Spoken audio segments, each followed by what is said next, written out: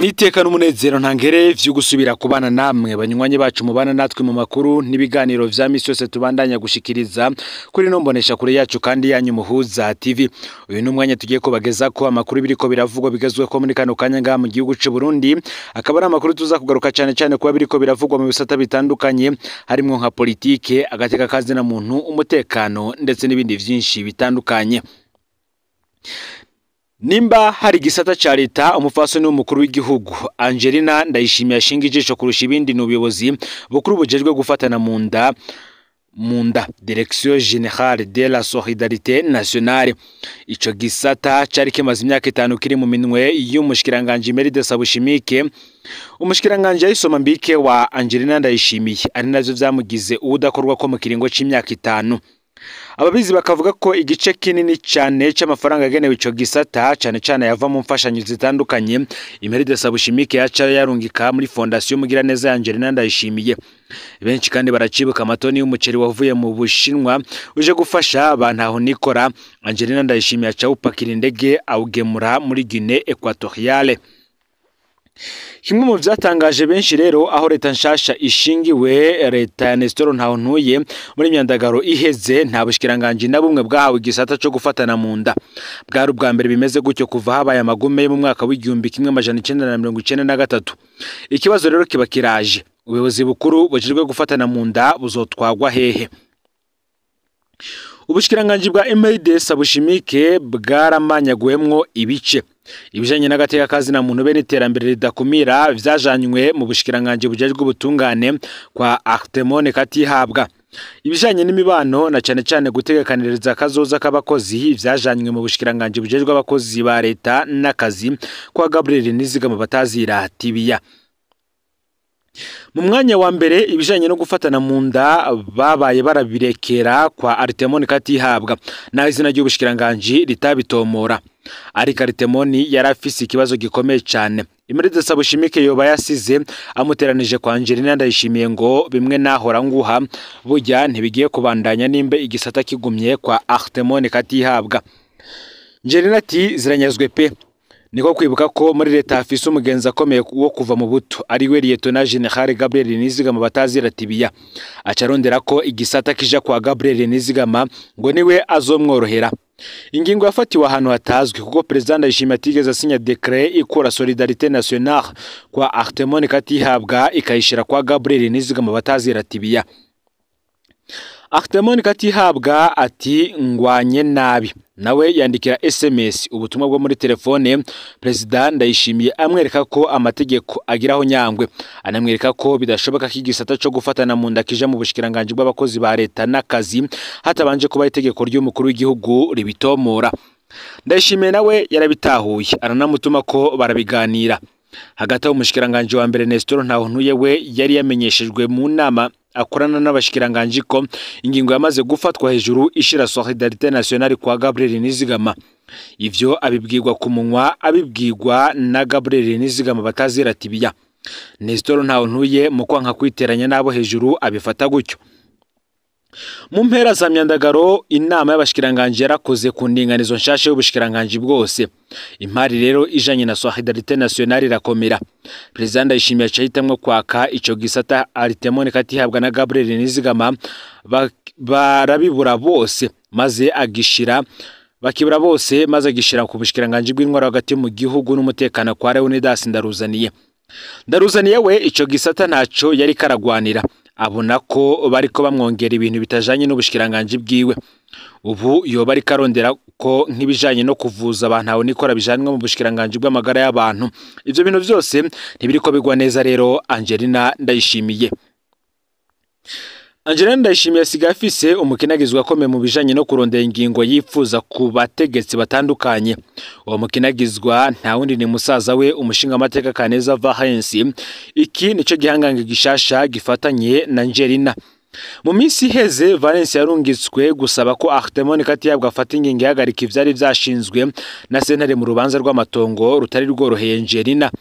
Niko gusanga kwa Artemone Katihabwa bahora batinya atacavuze. Basanga no munyabwo bayitegure gukora ivyo bazomusaba vyose. Valence no kwa mushiki wati bwa bundi twarihenze Artemone yagumana ivya Solidarité Nationale n'uwacu. Telefone yihuse ku muyobozi mwishikira mu biro vy'umukuru w'igihugu General de Brigade Aloys Sindayihebura. Kora ibishoboka vyose Solidarité Nationale igaruke kwa Artemone. General nawe ahamagaye Artemone umushikiranganje kora ibishoboka vyose Solidarité Nationale igaruke wawe. Ivyo bintu mwumva vyoshoboka gute? Utumukuru w'igihugu yaramaze gusinya decret ivuga ingene ubushikiranganje butunganije. Baramaze kuma ama direction générale n'ama département yanje. None no subira kubihinduza nitwaje iki? Umushikiranganje urangabiye. Ngurwanko rero rwa Artemone katihabwa na Imeride Sabushimike narwo rushobora kuba rwaravuyemo ikintu gikomeye cyane. Ingene Burundi butwawe ntagatangaza. Izi njyane zose zikaba zubakiye ku bintu bibiri gusa. Umwitwarariko wa Angelina Ndayishimiye wo kugaba amafaranga agenewe gufatana mu nda be n'urwanko ruri hagati ya Imeride Sabushimike ndetse na Artemone katihabwa. Imeride Sabushimike yarakoresheje imigenderanire afitanye na Angelina Ndayishimiye kugira yankisha Artemone katihabwa. Ivyo baba bapfa ni ivyabo vya kera. Mu gihe Imeride yagumye yumvigwa kwa Angelina ageze kwa Varisito ho vyaranse. Havugwa ubutumwa bwo muri telefone bwinshi cyane yandikiye umukuru w'igihugu asigura impamvu Artemone katihabwa atabereye kuzwezwa ibibazo vy'abakenyezi. President Ndayishimiye yobarishuye ko iyo mukura ko ubutumwa bw'insaku kugezaho amaboroka muri telefone. Abegire bano bategetsi barumigwa ingene igihugu gishobora gutwarwa gutya. Ni akamaramaza kubona igisata gihambaye nk'ico gufatana mu nda gihinduka nk'agapira bariko barakina. Mera naka arongeka kwa naka garukana hano n'ibindi. Ivyo byose kubera inyungu z'umuntu umwe gusa. Bikaba bibabaje kubona abashikiranganje bahinduka bakinagizwa b'umupfaso n'umukuru w'igihugu atana kimwe ubundi asanzwe ajejwe mu ndinganizo ya leta. Nibara kandi kubona umupfaso n'umukuru w'igihugu adatinya guhonyanga ingingo z'umukuru w'igihugu. Ibintu vyifasha gutyo mu gihe abagwayi bantaho nikora bo babandanya kongerekana. Nibazo bari bwiture nta tegeko canke inzira itomoye yigazishigwa itomorera abarundi ngo ni ryari bitura ico gisata bakakigwa ni ryari batakigwa. Ngo vyama bimeze nk'igihamana aho bamwe batombora ivyo basavye bikemegwa abandi bakarindira batazi inyishu. Umwaka weze nta raporo yigeze isoka ngibwira igihugu abafashijwe n'ico gisata bari bo nuko vyagenze. Kumba barundi ntibamenye ko ntaho nikoranya mukuru ari fondation mugira neza ya Angelina Ndayishimiye nkuko amakuru adushikira abivuga. Nkuko kandi Pacifique nahazwe yabandanije kubitohoza hari inkuru yakoze agira ati nindanezwa abagwayi bantaho nikora indwi zibiri ziraheze batavuzwa kubera kajagare mu gisata cyo gufatana mu nda. Nimuge iyi nkuru ikija ahabona ijanye n'igisata ca leta citwa Direction Générale de la Solidarité Nationale. Igisata gifise uburyo bwinshi bwahora burungikwa muri fondation mugira neza ya Angelina Ndayishimiye. None kuva leta yindutse mu ntango za myandagaro umupfaso n'umukuru w'igihugu akaba ari mu ntambara yo kurondera umushikiranganje azobandanya kumworohereza. Nako kandi twabwiye ingene mu gushinga leta atabushikiranganje na bumwe bwahawe iki gisata maze kibakira habwa Artemone katihabwa ajejwe ubutungane agateka kazi mu n'iterambere ridakumira. Mu nyuma kandi harabaye amagendera akomeye yo kwimurira ico gisata kwa General Gabriel Nizigama batazira tibiya ajejwe abakozi ba leta akazi no gutegurira kazoza kabakozi. Vyagezaho n'umushikiranganje wa mbere abeshwa ko ingingo yimurira ico gisata kwa Gabriel Nizigama yafashwe n'umukuru w'igihugu. Niho rero Artemone katihabwa yaje kwigwanira ngo igisata kigumiwe narirya yabona ko amategeko ari karahonyangwa. Ibi vyose vyarangiye President Ndayishimiye yafashe ingingo yo kwaka ico gisata bo bashikiranganje bose agishira kwa Leonidas Ndaruzane mu bushikiranganje bujejwe intwaro hagati mu gihugu iterambere rusangi n'umutekano. Niko decret yarasinywe ariko nubu amatwa dusumira Angelina Ndayishimiye ntarashigwa ngo bagwanira ko ico gisata kigaruka kwa Artemone katihabwa yoba yasanze azomworohera. Bantaho nikora rero nibo bariko barakorwa ko nako kajagari. Umwe mu miryango ifise abagwayi bafashwa n'ico gisata yanditse agira ati Naiko nkurikirana ivyo nkurijanye na Direction Générale de la Solidarité Nationale ciye mbona impamvu abantu dufise ubugwayi bivurizwa kuri boza muri Solidarité tumaze indwi zibiri tutazironka. Mu mwanya wa mbere zarateba bakatubwira ko mu bushikiranganje bw'ubutungane ariyo bitebera. Ubu rero ntiziriko zirasohoka. Kumbure bivuye kuri iyo bombora ibaze nk'umugwayi wo kwa Rejanti amaze canke abafise amakanseri amaze ugasanga bamaze kumara indwi zibiri bataronse umuti. Abategetsi ngo barakwiye kurengera ivyabo bakiyumvira umunyagihugu amerewe nabi. Ibi bintu nakamaramaza mu gihugu. Ubu kino kibazo kiraba General Major Leonidas Ndaruzaniye ngo narabe yuta tabara abagwayi bagowe kubera injyane zitagira mvura. Itegeko ry'umukuru w'igihugu kandi ryaramaze kumwegurira iki gisata ngo nave mu gacerere n'abafata ingingo zihuta akize ubuzima bw'abamerewe nabi nk'uko amakuru adushikira abivuga. Ni mu gihe mu yandi makuru tuyabananiza kubiriko biravugwa mu gisata c'agateka kazina muntu, aho n'ubundi benshi abanyagihugu bariko baranyuruzwa mu buryo budasiguritse ndetse benshi bakabandanya no gutabariza ababo. Hari umwigisha yitwa rero Fabien Nizigimana, uyu yaranyurujwe mu ndwi iheze nibwo inkuru yagiye habona inyuruzwa ry'umwigisha Fabien Nizigimana yigisha kuri Petit Pelican Gitega. Fabien akaba avuka ku mutumba wa Muzenga muri komine Mutaho yahahora mu ntara ya Gitega. Urugo rwiwe rukaba ruri ku Mushasha mu gisagara ca Gitega. Ni nako kandi muri iyo nkuru ya mbere ivuga ko Fabien Nizigimana yafatiwe kuri hoteli Kinjangara iri ku mugwa mukuru wa komine Gisuru mu ntara ya Ruyigi yahahora. Nkuko vyama bigenda rero inkuru itanzwe haciye haboneka yandi makuru menshi ajanye n'iyo nyuruzwa. Bimaze kumenyekana nuko Fabien Nizigimana atafashwe wenyene ahubwo ari kumwe n'abandi babiri. Umwe no witwa Jean Bertrand Twagirayezu, kugeza ubu nawe umwidondoro wiwukwiye ntiturawuronka. Tukaba dufise kavuka ku Musaga mu gisagara ca Bujumbura ko yize amashuri mato mu Ruyigi, yarize kuri college communale Nyamutobo, hanyuma aje kubandaniriza i Bujumbura arangiriza kuri Université Sagesse d'Afrique i Bujumbura. Bamwe batwandikiye ko hari ikinyamakuru Jean Bertrand yakorera Gitega, ubundi bafatanywe azwi ku izina rya Siriyoni. Nta byinshi nawe tumuzi ko kiretse akavuka muri komine Taba yahahora mu ntara ya Gitega. Amakuru harakaba ari uko yahora yunguruza abantu ku ipikipiki taxi moto akaba yakorera mu Rutana.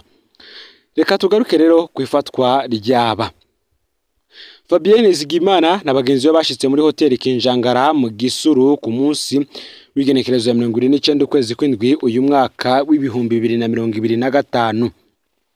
Inyuma y'umutaga nibwo bashitse, mu nyuma baraja gufata imfungurwa, baragaruka mu hoteli barafata agacupa hanyuma barataha mu vyumba.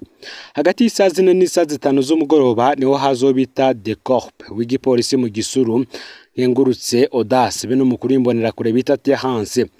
Bashitse barondera abantu batatu baraye muri iyo hoteli, baciye baja ku vyumba vyabo barabavyura. Jean Bertrand yarababwiye ko ari umumenyesha makuru arabereka ikarata y'akazi. Fabien na Siriyoni bavuze ko ari abariko baramufasha canke se stagiaire, baca barabareka bararyama. Ariko isaha 9 z'ijoro abantu baragarutse, hanze hasigara kamyonete double cabine y'ibiyo bitabona. Baciye bafata Fabien, Jean Bertrand na Siriyoni babatwara muri ya kamyonete, baraciye ku gipolisi mu Gisuru hanyuma imodoka ibandanya mu Cankuzo. Bamwe bati bo bariciwe mu iperereza mu Cankuzo. Fabien na bagenzi be bapfungiye ku cicaro gikuru c'iperereza mu Cankuzo, ahakorera umukuru w'iperereza mu ntara ya Buhumuza. Umwe mu bakora ngaho yarasavye amafaranga miliyoni 3 kugira basohore. Uyo niwe mu nyuma yamenyesheje ko bamaze kubica, anabwira imiryango ko bahirahiye bakabivuga nabo bazoca bicwa. Umwidondoro ukwiye Jean Bertrand nturamenyekana. Umwidondoro ukwiye n'ifoto ya Siriyoni avuga ko anyonga ipikipiki yunguruza abantu mu Rutana, ndetse n'ico bano bantu bazize vyose vyari vyamenyekana. Gusa hari amakuru akiriko aratohozwa ko ashobora kuja ahabona umwanya n'umwanya. Ni mugihe kandi hari benshi bagwa mu mitego yo gufatwa n'iperereza, aho kandi hari impanuro zagiye ziratangwa kuri aba bantu. Icambere ngo kumva banyuruje wawe nyerutsa kumutabariza vuba hashoboka. Harabibaza ngo wabo bamutabarije iperereza rica rishavura rikamwica, sivyo? Ahubwo adatabarijwe iperereza riroroherwa kumukoza ico rishaka atacamira harimwo no kumwica. Ingendo kandi maze iminsi mu iperereza nuko abafashwe bagirizwa kuvugana canke bakorana n'imigugwana baca bicwa. Ntukanyegeze rero ico bibaza ku wawe afatiwe. Bimwe vyo kuvuga ngo nta vya politika arimwo ntabwo ari byo bimukiza. Iperereza rija kumufata rifise amakuru, ukaramuka rero umenye ko wawe afatiwe ibijanye na rebellion, uramenya hakiri kare ko umugambi w'iperereza ari ukumwica maze bigutume wihuta kumutabariza. Gatatu, hari abafise kandi inshuti ziri muri CNDD-FDD bakiyenda ngo ziraje kubavugira. Iyo ni ikosa ryatumye benshi mu banyurujwe badatabarizwa. Ico mutazi nuko barya mwita bakuru ari bo banyabwoba ba mbere. Ntibakeneye ico hava kibacafuza mu butegetsi, barabahenda ngo hari ico bariko barakora, nabo kumbe bakeneye ko ivyo bintu bitoguma bivugwa ngo bamenyekane ko ari inshuti z'abafashwe. Kirazira kandi gutanga amafaranga mu iperereza. Nimba umuntu wawe yafashwe yagirizwa rebellion, amafaranga ntashobora kumukiza. Imiryango myinshi iramaze kwambugwa abantu bayo, ikaca yambugwa n'udufaranga twatunze imfuvyi. Kwa Labe hatanzwe ashike miliyoni 20, ntaco vyahinduye. Kwa Fabien Nizigimana hatanzwe miliyoni 3, bo baragirewe ubuntu barabatomborera ko wabo yishwe n'iperereza. Iki kintu nicinjire mu miryango yose. Nta mafaranga azokiza abanyu mu giperereza rizoba ryafashe ingingo yo kubica, ahubwo semerera vyihuse. Hari abatinya gutabariza babo ngo umuryango wocugirirwa nabi. Sivyo nanone, nta muryango ugirirwa nabi kubera utabarije wabo yanyurujwe. Hari ikintu gikomeye kizobafasha kumenya ko nawe ushobora guhigwa n'iperereza. Niyo wamenya ko wawe azize ibibazo bijanye na rebellion, akaba yarigeze kubikubwira, akaba hari ico yigeze kugutuma uracinya uyanyaga hakiri kare. Amakuru kandi dufise kubijanye na dossier ya Dieudonné n'ukuri batazira Labe nuko hari abantu benshi bafashwe imbere yuko na Labe aza mu Burundi. Barabe ntibamenye ko abantu babo bariko barafatwa, bamwe baramaze no kwicwa. Labe yaraborejwe igufa bikomeye hanyuma aratanga amakuru. Abantu bariko bararonderwa muri kino gihe rero ni benshi cyane, abariko barafatwa ni benshi. Ukabuzi ko wahoruvugana na Labe mukaba hari ibikorwa mwakoranye. Ku neza yawe hunga vuba. Ukaba uri umusirikare ukaba wahoruvugana na Labe, uragaba cyane vyiza ukinjure. Ngaho rero amakuru y'ibiriko biravugwa byari bigezwe ko muri kano kanya, ufyonde subscribe canke s'abone niba utarafyonda ko kugira ngo utoje ucikanwa dushikiriza no Mpuza TV. Imana ibahezagire.